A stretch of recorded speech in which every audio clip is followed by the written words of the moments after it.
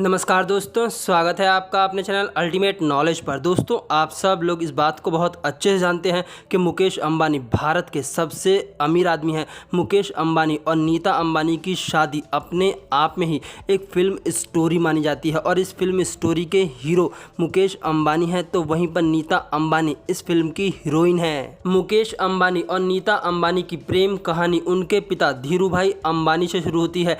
नीता अंबानी को प्यार से नीतू भी कहा जाता था। नीता अंबानी को अपनी लाइफ में डांस और म्यूजिक का बहुत ज़्यादा शौक था और इन्हीं शौक के कारण नीता अंबानी आज भारत के सबसे अमीर व्यक्ति की पत्नी है। नवरात्रि के पावन अवसर पर मुंबई के बिरला मातोश्री में एक कल्चरल प्रोग्राम था और इसी कल्चरल प्रोग्राम में नीता अंबानी यानी कि नीतू का एक डांस परफॉर्मेंस था, जिसे देखने के लिए धीरूभाई अंबानी और कोकिला दोनों ही साथ पहुंचे हुए थे। नीता अंबानी के डांस को देख करके धीरूभाई अंबानी ने मन ही मन में उनको बहू मान लिया, क्योंकि धीरूभाई अंबानी नीता की परफॉर्मेंस से बहुत ज़्यादा खुश हुए थे और उनमें अपनी बहू को देखने लगे थे। मुकेश अंबानी और नीता अंबानी के एक होने की शुरुआत यहीं से होती है, जब धीरूभाई अंबानी नीतू को अपनी बहू मान लेते हैं। उसके बाद धीरूभाई अंबानी नीतू के घर पर फ़ोन मिलाते हैं और फ़ोन नीतू रिसीव करती है, जिसके बाद धीरूभाई अंबानी कहते हैं कि क्या वो नीतू से बात कर सकते हैं। नीतू ये सुन करके फ़ोन कट कर देती है,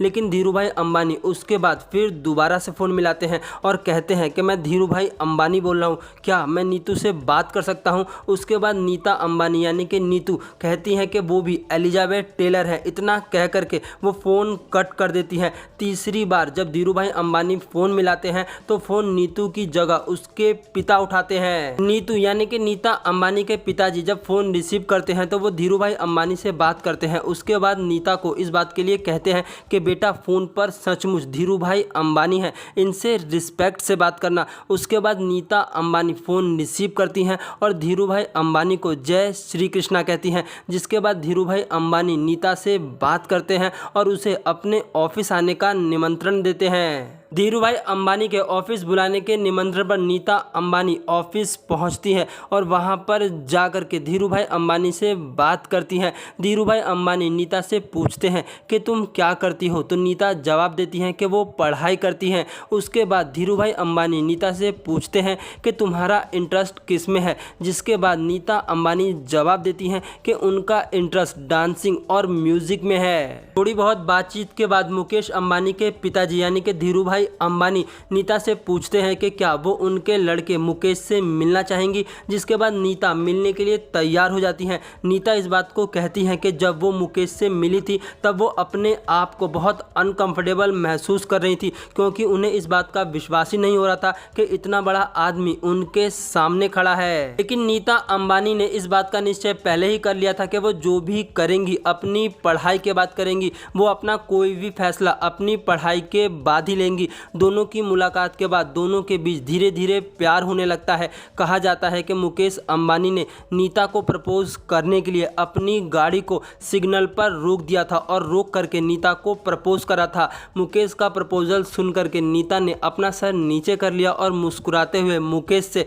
गाड़ी चलाने के लिए कहा, लेकिन मुकेश ने इस बात को साफ कह दिया कि जब तक वो अपना जवाब नहीं देंगी तब तक वो गाड़ी नहीं चलाएंगे, जिसके कारण से सिग्नल खुलने के बाद भी मुकेश ने गाड़ी नहीं चलाई थी और मुकेश की गाड़ी के पीछे बहुत सारी गाड़ियों की लंबी लाइन लग गई थी। ऐसा होते देख नीता भी अपने आप को नहीं रोक पाई थी और उन्होंने मुकेश से कहा यस आई विल, जिसके बाद मुकेश ने गाड़ी चलाई। तब से लेकर के दोनों ही आज तक एक हैं और आज दोनों ही एक दूसरे से बहुत प्यार करते हैं।